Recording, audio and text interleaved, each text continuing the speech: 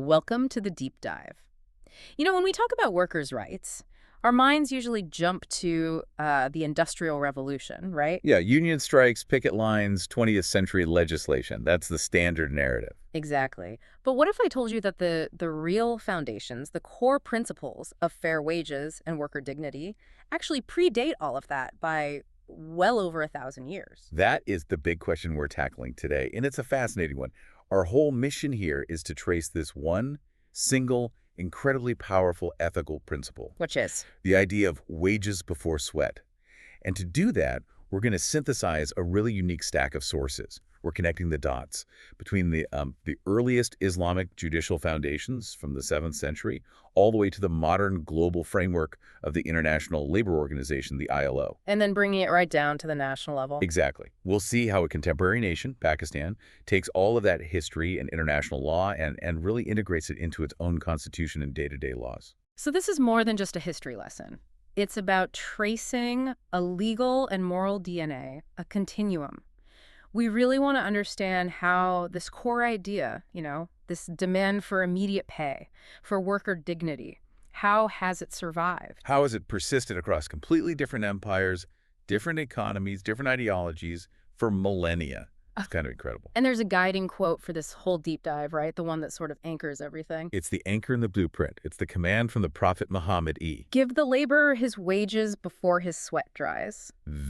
That single sentence. That's our starting point for this whole exploration into what universal labor justice really means. Okay, so let's unpack that. Let's start right there with that revolutionary doctrine. Because when you say 7th century Arabia, that is not a setting anyone typically associates with structured labor codes. Not at all. There are no factories, no unions, none of the modern infrastructure we think of. And yet, here you have what is essentially a charter for worker protection. Centuries, literally centuries before medieval guilds in Europe or anything that came out of the Industrial Revolution.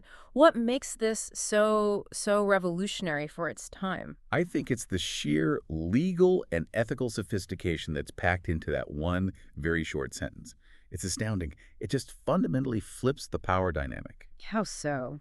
Well, traditionally, the employer holds all the cards, right? All the financial leverage. They can delay payment. They can dispute the work.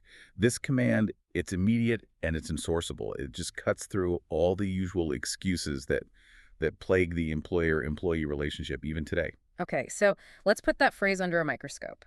Give the laborer his wages before his sweat dries.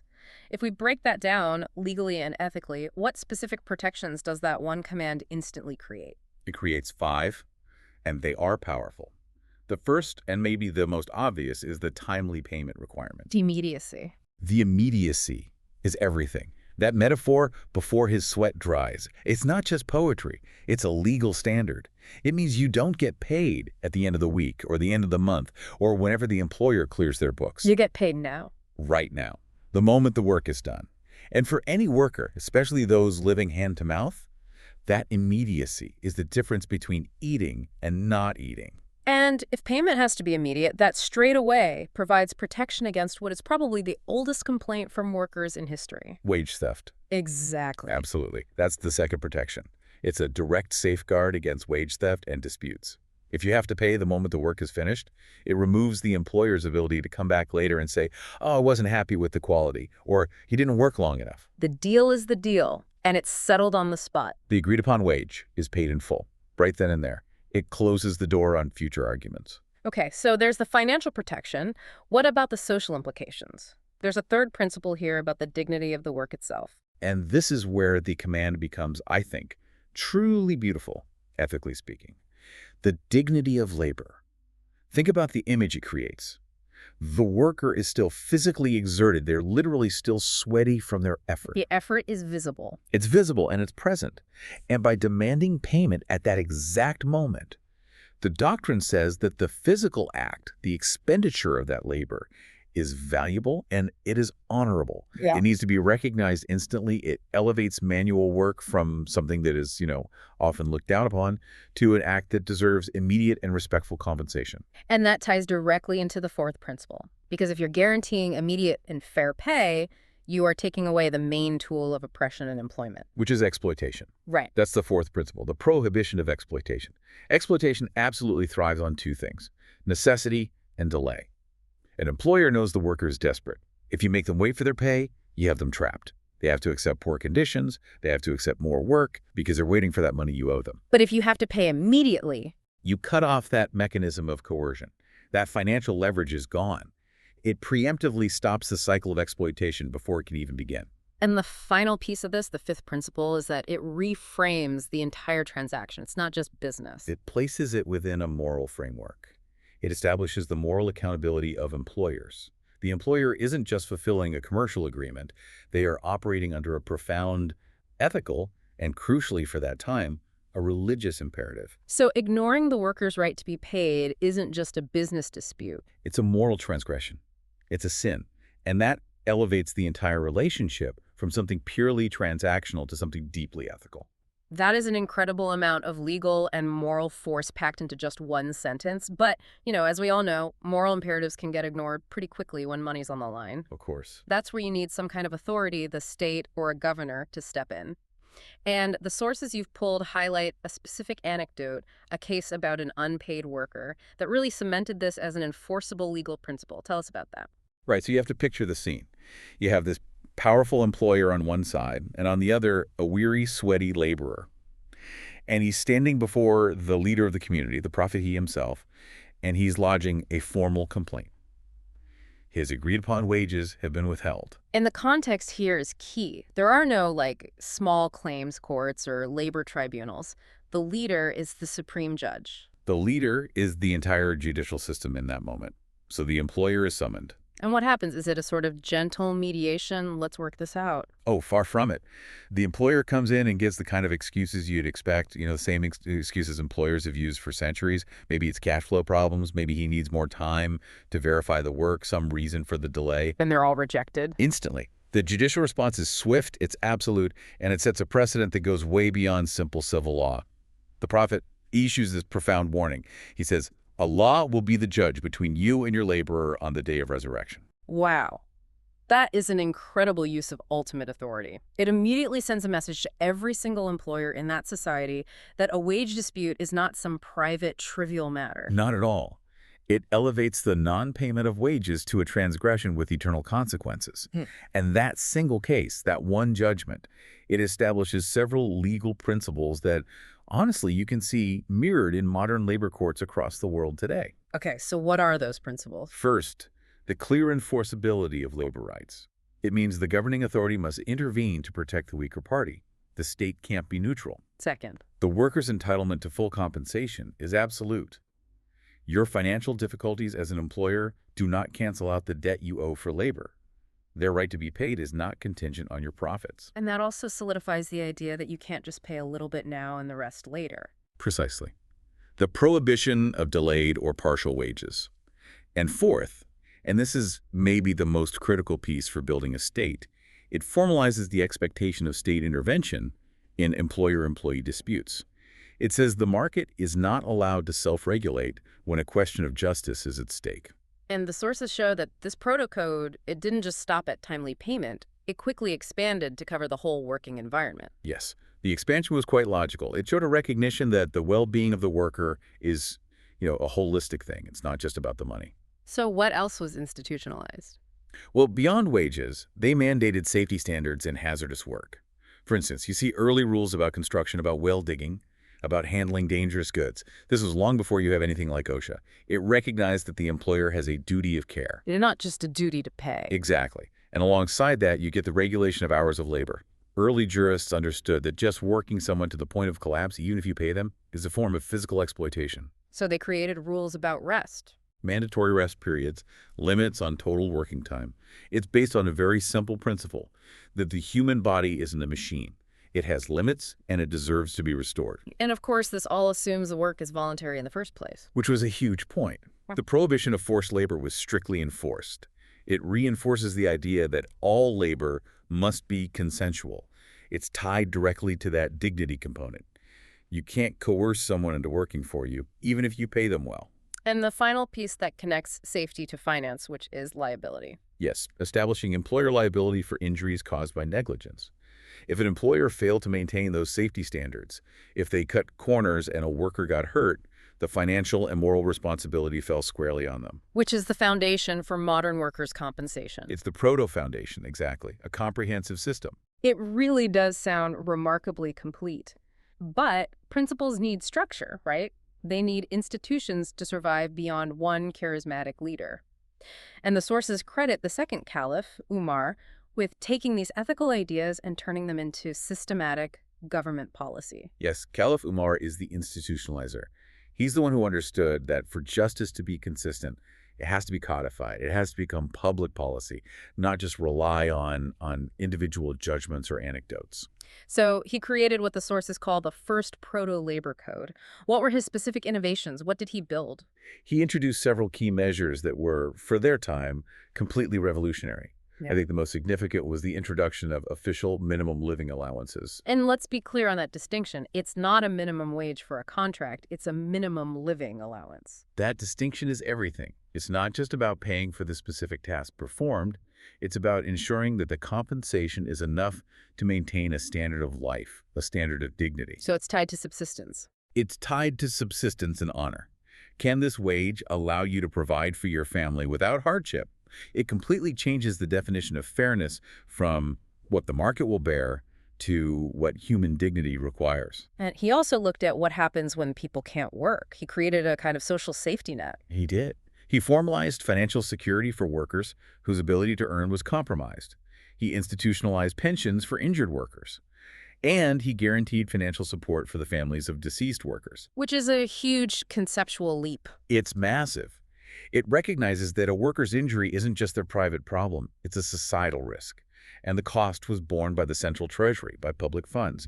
It's a direct precursor to modern social security systems. And to make sure that employers actually followed the safety rules, the liability had to have real teeth. Right. So he reinforced the existing principles by establishing strict liability rules for employers' negligence. This made it economically painful to ignore safety.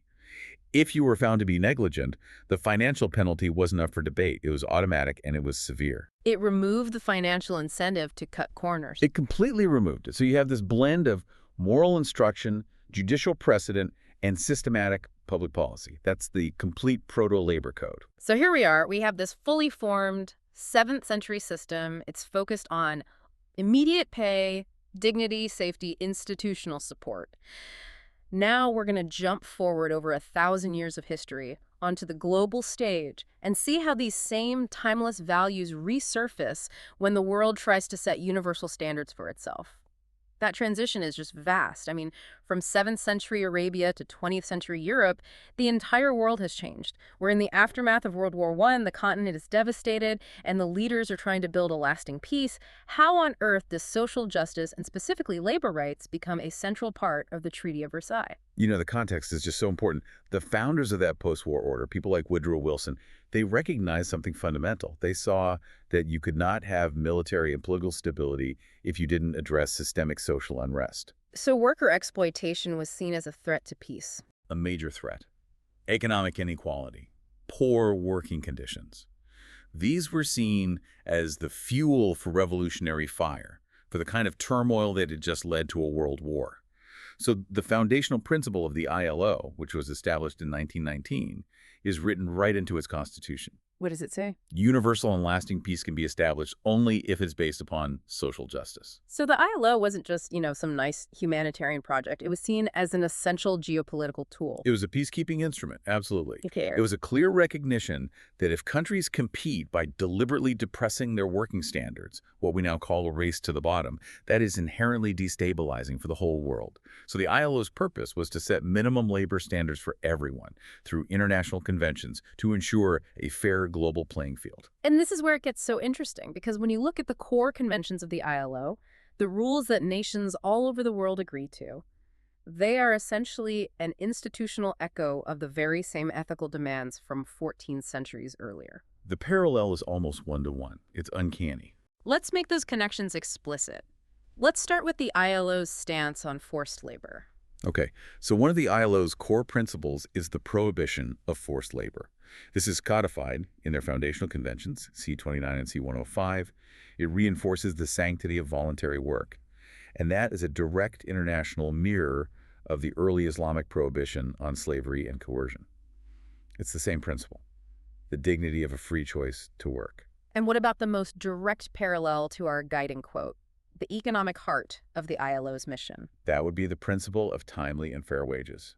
The ILO has multiple conventions like C26 and C131 that deal with establishing minimum wage mechanisms and ensuring wages are paid regularly and in full. They don't use the phrase before the sweat dries. They use the language of international law, but the fundamental requirement is identical. Prompt, sufficient payment is non-negotiable. It's tackling the exact same economic vulnerability that was recognized in the 7th century. Compensation has to be immediate enough and high enough to sustain a dignified life. And safety. A huge focus. Safe working conditions. It's covered by conventions like C155 on occupational safety and health. This is the global legal framework for that ancient mandate for safety standards in hazardous jobs, and the principle of employer liability. The idea that the physical safety of a worker is a basic human right transcends any cultural boundary. Limits on working time also seem to be a critical global standard. Yes, the limits on working hours and the right to rest and paid leave, that's in the ILO's very first convention, C1, and others like C14. And follows that same logic we saw earlier. Human beings are not endlessly productive machines. Preventing burnout and fatigue is a matter of both safety and dignity. And then there's the broader, more humane element, what the ILO calls its decent work agenda. Right, and that's about the protection of workers' dignity. This is a big, comprehensive idea that covers freedom of association, the right to form unions, social protection, gender equality. The terminology is modern, but the moral commitment underneath it all Is the same. it's identical. The idea that work is honorable and that the worker deserves respect is the same ancient ethic, just translated for a globalized world. But the ILO is an international body. It's not a global government. How does it actually enforce these standards? I mean, they don't have an international labor police force, right? Right, they don't. The mechanism they use is ratification and supervision. It's a system based on commitment and pressure. How does that work in practice? When a member state, like Pakistan or France or Brazil, chooses to ratify an ILO convention, it is making a legally binding promise to make that standard the law in its own country. So they have to pass their own laws that reflect the ILO standard. Exactly. And then the ILO supervises this. They have committees of experts who review national reports. They have a unique tripartite structure with representatives from governments, employers, and workers' unions who can all raise complaints. So while the ILO can't, send an army in, it exerts immense moral and political pressure. So it's a way of naming and shaming, almost. It's a very effective way of doing that. It transforms what were once universal ethical norms into obligations under international law. So if the 7th century code established the moral blueprint, the ILO took that blueprint and turned it into a global treaty framework. It ensured that those ancient concerns for the workers' welfare are still front and center in our age of global commerce. Precisely. And it proved that the demand for prompt payment, for safety, for dignity, it's not just a cultural preference, it is a universal requirement for human justice. And now we can see how a modern state, one that's deeply connected to both of these historical streams, brings it all home. Right. So our journey now brings us to Pakistan, a nation whose legal system is this fascinating blend. It draws authority from its Islamic heritage and from the international treaties it has ratified. But the challenge for any modern country is turning those high-level principles into laws that actually work on the ground. It's the challenge of implementation. How do you make these ideas enforceable in a courtroom every single day? How does Pakistan do it? Where does that legal integration start? It has to start at the highest possible level of legal authority, which is the Constitution. The Constitution of Pakistan acts as the supreme guarantor. It's the document that ensures the state itself can't just ignore these duties. So let's look at those specific constitutional mandates. These are the rights a worker holds against the state itself. There are 3 articles that are really foundational. First, you have Article 11. I would call this the ethical floor. The absolute minimum. The absolute minimum. It categorically prohibits slavery, all forms of forced labor, and child labor. This is the direct, modern, legal codification of that ancient mandate for voluntary, dignified work. It's a fundamental right. It's non-negotiable. Okay, so that's what the state can't allow. What about the positive duties? What must the state actively do? That brings us to Article 37E. Exactly. Article 37E is what's called a directive principle of state policy. It obliges the state to ensure humane work conditions. And that's a very comprehensive term. It's not just about safety. No, it's safety, it's health, it's the general work environment. It's about ensuring the worker's dignity is protected throughout the performance of their job. You could say it's the constitutional echo of that moral demand to respect the laborer while they're still sweaty from their effort. And then there's the broadest guarantee of all, the one that kind of wraps everything together. That would be Article 38.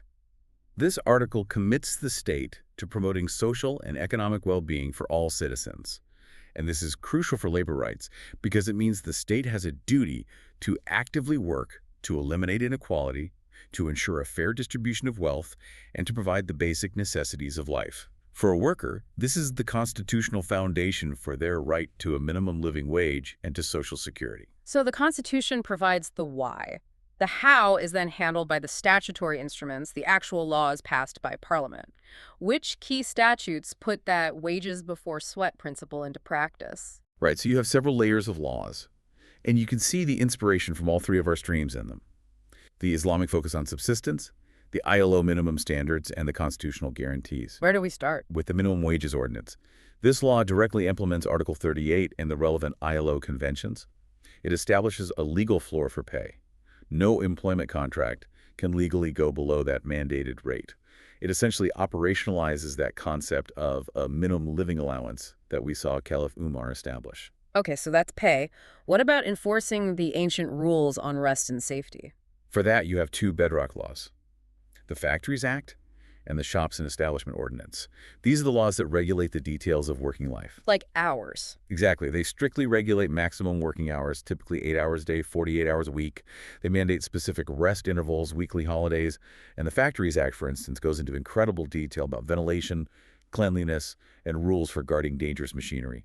It makes safe It directly addresses that ancient concern for hazardous work. directly. And then, for managing the inevitable disputes that arise between labor and management, the Industrial Relations Act, or IRA, is key. What does that do? The IRA sets up the whole legal framework for collective bargaining. It gives workers the right to organize into unions and negotiate their terms collectively.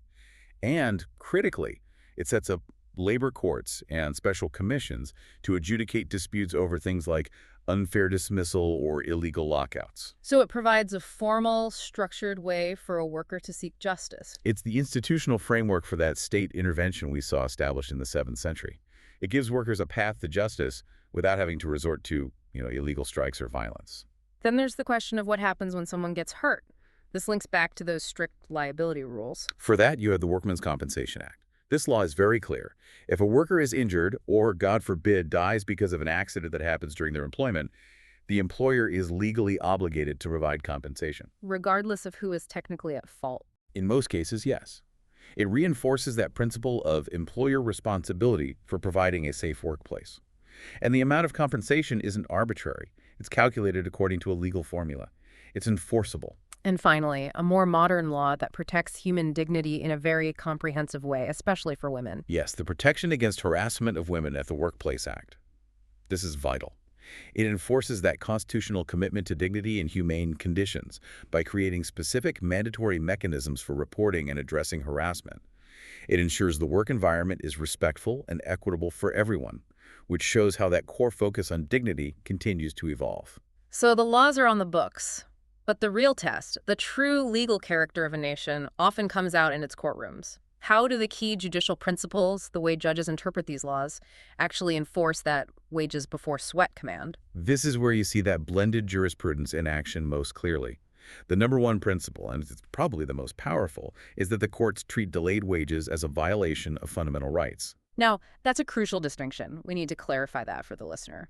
Why is my boss failing to pay me on time a constitutional violation and not just a simple breach of my employment contract? It's a brilliant and transformative legal philosophy. The courts link the immediate access to your wages to your ability to sustain your life.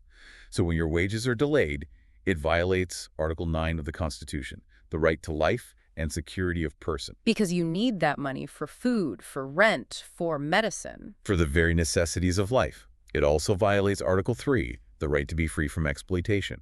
It violates Article 4, the right to be dealt with in accordance with the law. And it violates Article 38, the state's duty to ensure social justice. By elevating wage non-payment from a simple contract breach to a constitutional violation, the judiciary gives the worker the highest possible legal protection. It demands swift and serious enforcement. That is a game changer. What other principles do the courts uphold? Principle 2. Contracts cannot override a worker's fundamental rights. This is the judicial check on unequal bargaining power, meaning an employer can't force a desperate, low-income worker to sign a contract that, say, waives their right to overtime pay or compensation if they get injured.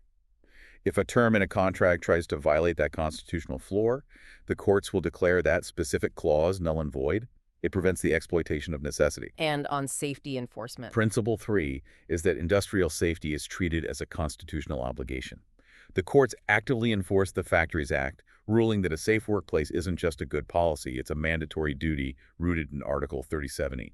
An employer's failure to provide a safe environment can be challenged directly under the Constitution, not just through a slow civil claim. And finally, how do the courts handle that inherent power imbalance? The individual worker versus a huge corporation. They're mandated to proactively protect low-income workers. That's the fourth principle. The courts will often adopt a very liberal interpretation of labor laws in favor of the employee, recognizing that the worker lacks the resources, the time, the expensive lawyers that the company has. They make sure that procedural tricks or employer-caused delays don't get in the way of substantive justice. They act as the final shield for the vulnerable. So this national framework really is the ultimate destination for our journey. It shows how the ethical authority of the Islamic tradition, the international standard of the ILO, and the domestic power of the Constitution all merge into this singular functioning system. Absolutely. A Pakistani court can, and often does, draw on all three of those source streams simultaneously to deliver a judgment. It's a living demonstration of the timeless relevance of that core principle. The worker must be protected. Okay, so now we get to the synthesis. We have traveled across continents, across centuries. We've looked at three completely different structures of governance. We have a 7th century religious ethic, a 20th century global institution, and a modern nation state. What does putting them all side by side tell us about the continuity of labor rights? It tells us that the demand for human dignity, when it's tied to human effort, is a universal constant. It's not culturally specific. The three pillars we examined, the Islamic Protocode, the ILO conventions, and Pakistan's labor law, they all converge on the same set of practical, non-negotiable rules for fairness. So let's break that alignment down point by point. Let's start with the core demand we've been tracking, wages and immediacy. Okay. In the Islamic Protocode, the principle is the prompt and full payment of wages. It's right there in the command to pay before the sweat dries. The ILO then codifies this for the whole world, demanding that the payment of wages must be timely and guaranteed through its various conventions. And in Pakistan? In Pakistan's labor law, this becomes a judicial ruling. Late wage payment is unlawful, and it is a violation of fundamental constitutional rights. The goal of immediacy, of promptness, is perfectly preserved across all three systems. Okay, next up, the ethical component of exploitation and freedom. The Islamic principle was very clear. No exploitation of labor and a strict prohibition of any kind of coercion. The ILO reinforces this globally with the prohibition of forced labor in Conventions C-29 and C-105, which are some of the most universally ratified treaties in the world. And in the domestic law? Pakistan makes it a constitutional red line.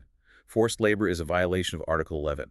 The freedom to choose to work and to leave work is non-negotiable in all three frameworks. Let's move on to safety and financial liability for that safety. Under the early Islamic system, the employer was liable for injuries caused by their negligence, which led to those strict liability rules.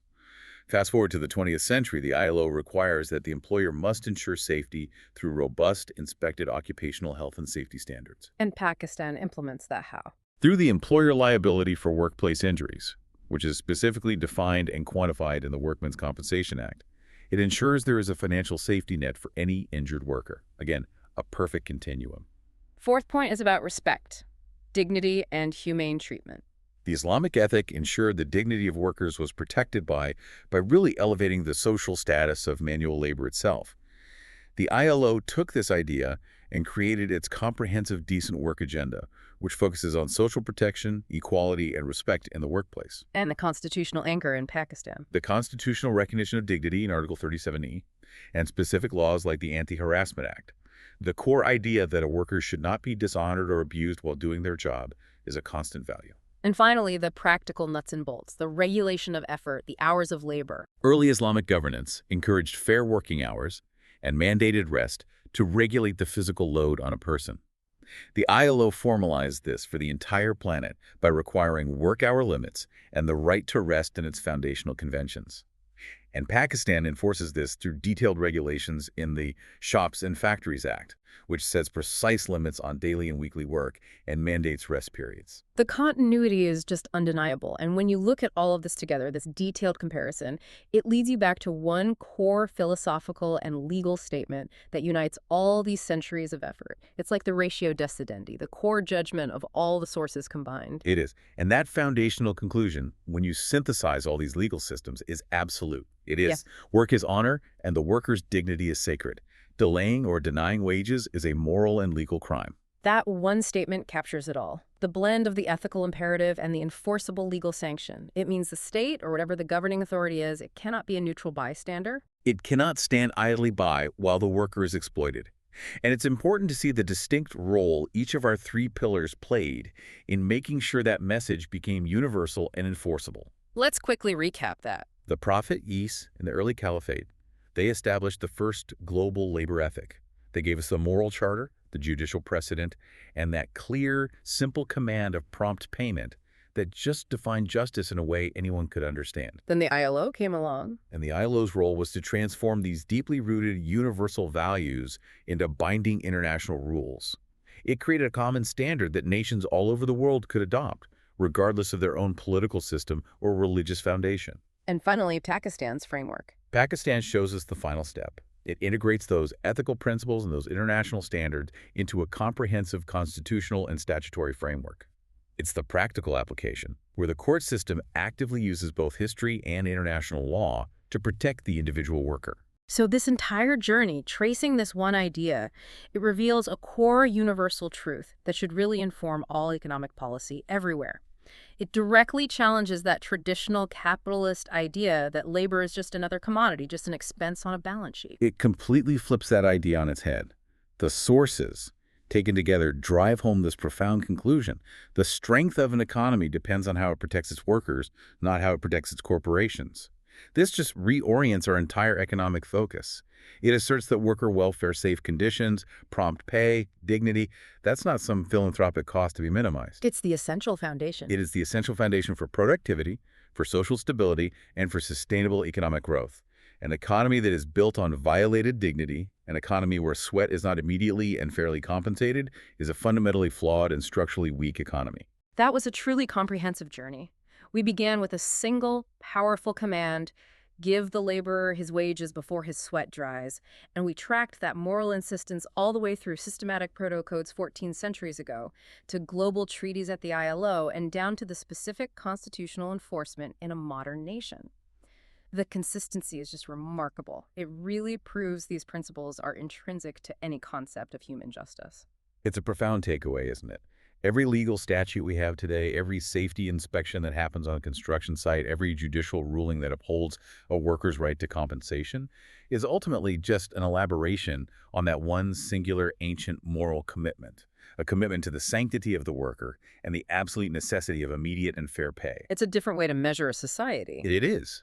A just society measures itself not by the wealth of its richest citizens, but by the dignity it affords to the people who perform the most arduous labor. So the moral lesson seems clear. A society only truly progresses when it respects the hands that build it, ensuring that no worker ever goes home dishonored, exploited, or unpaid. And that brings us, I think, to a final, very necessary thought for you to explore as you look at our economy today. The foundational principle of justice that we've been tracing, rooted in that 7th century command, it demands immediate payment before the sweat dries, to prevent exploitation and maintain dignity. Okay. Now, consider the ethical implications of the rise of the gig economy.